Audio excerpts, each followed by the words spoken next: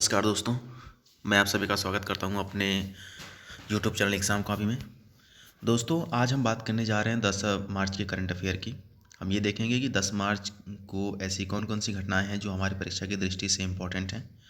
उन सारी घटनाओं को हम कवर करेंगे, चाहे वो डेज़ की बात कर रहा हो या फिर किसी खेल की। ठीक है, तो जो भी हमारी परीक्षा की दृष्टि से इम्पोर्टेंट होगा हम उनको कवर करेंगे।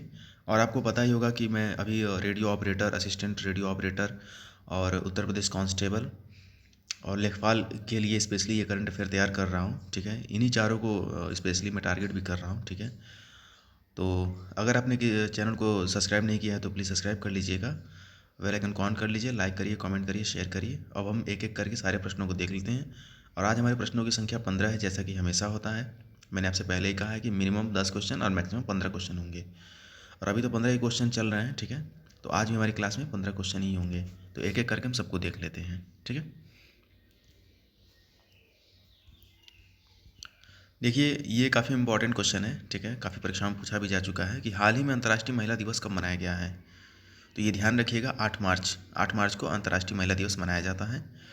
ठीक है, इस चीज़ को विशेष रूप से ध्यान रखिएगा। अगला प्रश्न देखते हैं, हाल ही में किस देश ने फेसबुक पर पूर्ण प्रतिबंध लगा दिया है। तो देखिए ये रूस हैं जिसने पूरा मतलब फेसबुक पर प्रतिबंध लगा दिया है, क्योंकि अभी रूस में हालात कुछ ठीक नहीं चल रहे हैं। रूस और यूक्रेन का अभी काफ़ी स्कर्मिश चल रहा है अभी।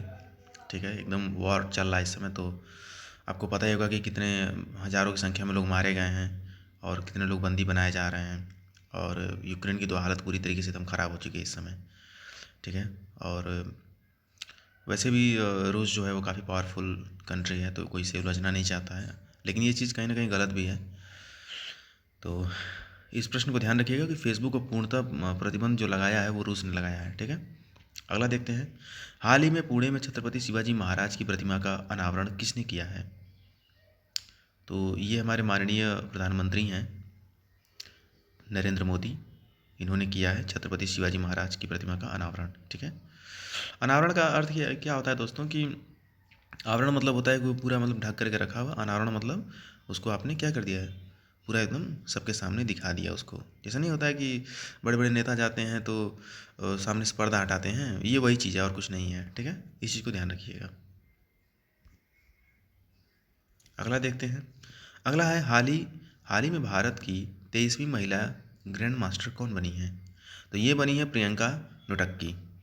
नाम ध्यान रखिएगा क्योंकि इम्पॉर्टेंट है, क्योंकि 23वीं महिला ग्रैंड मास्टर हैं ये। ठीक है, तो इसलिए नाम इम्पॉर्टेंट हो जाता है, प्रियंका नोटक्की। ठीक है, नाम प्लीज़ ध्यान रखिएगा।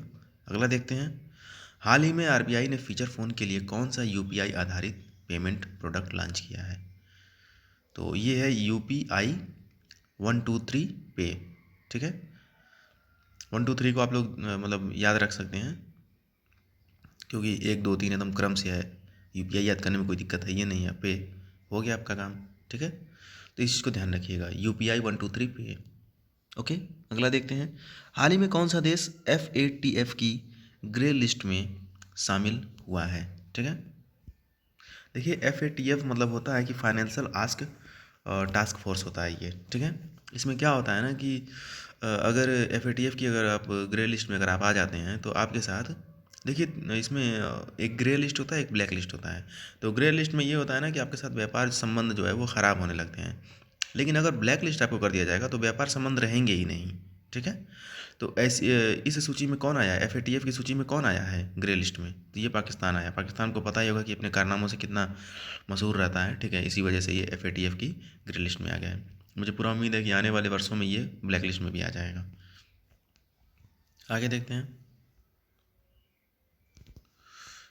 एक मिनट दोस्तों, अगला प्रश्न देखते हैं। अगला प्रश्न है, हाल ही में किस देश ने टोही उपग्रह प्रणाली का परीक्षण किया है। तो ये है उत्तर कोरिया। ध्यान रखिएगा, आपको पता ही होगा कि उत्तर कोरिया हमेशा कुछ ना कुछ मतलब परीक्षण करता रहता है। तो टोही उपग्रह प्रणाली है, इसको उत्तर कोरिया ने परीक्षण किया है। ठीक है, अगला प्रश्न देखते हैं, हाल ही में किस राज्य सरकार ने नॉन मधुलवन योजना शुरू की है।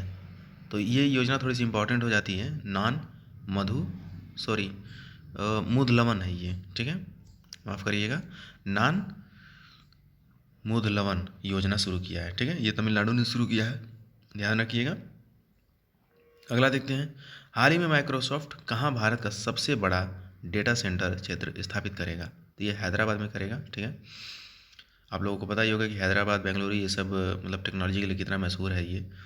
ठीक है, तो नाम याद रखिएगा कि हैदराबाद में माइक्रोसॉफ्ट जो है वो भारत का सबसे बड़ा डेटा सेंटर क्षेत्र स्थापित करने जा रहा है। ठीक है, अगला देखते हैं।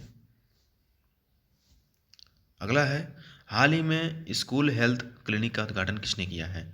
तो देखिए, ये दिल्ली गवर्नमेंट ने किया है। ये आपको पता होगा कि दिल्ली में अभी मोहल्ला क्लिनिक भी चल रहा है, तो वहाँ से थोड़ा सा आप इसको कनेक्ट करके समझ सकते हैं कि स्कूल हेल्थ क्लिनिक मतलब ये वहीं से है। ठीक है, जैसे मोहल्ला क्लिनिक वैसे ही स्कूल हेल्थ क्लिनिक। अब ये स्कूल में मतलब छोटे छोटे क्लिनिक होंगे जहाँ पर बच्चों का ट्रीटमेंट होगा। ठीक है, अगला देखते हैं, हाल ही में इंडिया ग्लोबल फोरम का वार्षिक शिखर सम्मेलन कहाँ आयोजित हुआ है? तो ये बेंगलुरु में हुआ है, ध्यान रखिएगा। मैंने अभी कहा ना कि आईटी सेक्टर के लिए ये काफ़ी इम्पोर्टेंट बेंगलुरु हो गया, हैदराबाद हो गया, सब माने जाते हैं। ठीक है, तो देखिए, इंडिया ग्लोबल फोरम का वार्षिक शिखर सम्मेलन कहाँ हो रहा है? तो ये बेंगलुरु में हो रहा है। ठीक है, ध्यान रखिएगा। अगला देखते हैं, अगला है, हाल ही में किस देश के पूर्व राष्ट्रपति रफ़ीक तरार का 92 वर्ष की उम्र में निधन हो गया है? ये पूर्व राष्ट्रपति थे रफ़ीक तरार। ठीक है, ये पाकिस्तान के राष्ट्रपति थे, ये ध्यान रखिएगा, इम्पॉर्टेंट है। अंतिम 3 प्रश्न देखते हैं। तो अंतिम 3 प्रश्न इस प्रकार से हैं, हाल ही में पूसा कृषि विज्ञान मेला 2022 कहाँ आयोजित किया गया है? तो ये नई दिल्ली में हुआ है। ठीक है, ध्यान रखिएगा, ये कृषि विज्ञान मेला जो है ये नई दिल्ली में अपनी राजधानी में हुआ है। ठीक है, यह हमेशा पूछा जाता है प्रश्न ये, इसको इसलिए ध्यान रखिएगा। ओके, अगला देखते हैं। अगला है, हाल ही में RIL ने भारत का सबसे बड़ा व्यापार और सांस्कृतिक केंद्र कहाँ पर खोला है? तो ये ध्यान रखिएगा कि ये मुंबई में खोला है। RIL ने भारत का सबसे बड़ा व्यापार और सांस्कृतिक केंद्र मुंबई में खोला है। ठीक है, अगला देखते हैं। अंतिम प्रश्न है, हाल ही में किस मंत्रालय ने डोनेट एवं पेंशन पहल की शुरुआत की है? तो ये है श्रम मंत्रालय। ठीक है, इसको ध्यान रखिएगा, काफ़ी इंपॉर्टेंट प्रश्न है ये। डोनेट एंड पेंशन ये शुरू किया है श्रम मंत्रालय ने। ठीक है, तो देखिए दोस्तों, इस प्रकार से हमारे 15 प्रश्न पूरे होते हैं और उम्मीद करता हूँ कि इन प्रश्नों से आपको काफ़ी लाभ मिलेगा और डेफिनेटली मिलेगा। आप लोग देख लीजिएगा, आपकी परीक्षा में यहीं से प्रश्न बनेंगे। ठीक है, तो ठीक है दोस्तों, अगर अपने चैनल को सब्सक्राइब नहीं किया तो प्लीज़ सब्सक्राइब कर लीजिएगा, बेल आइकन को ऑन कर लीजिएगा, लाइक करिए, कमेंट करिए और शेयर करिए। मिलता हूँ फिर मैं आप लोगों को अगली वीडियो में, तब तक के लिए नमस्कार।